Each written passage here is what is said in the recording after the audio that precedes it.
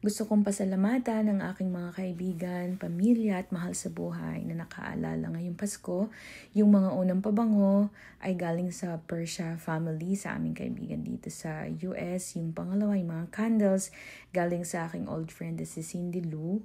At ito naman ay galing sa aking anak, ang dami-dami pabango at saka lotion. Tapos ito ay regalo ng aking asawa. Kailangan ko to kasi lagi nila akong hinihilot na papagod kasi yung mga paa ko. Salamat sa iyo.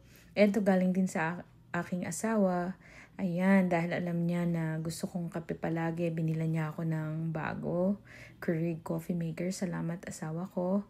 Tapos ito galing sa aking kaibigan na si Angel Liadones. Salamat. At ito alam ng aking asawa kung ano yung gusto ko. So binili niya ako ng bagong school bag. Ayan, paborito ko kasi yung mga malalaking bag. Syempre, hindi naman kamahalan pero sa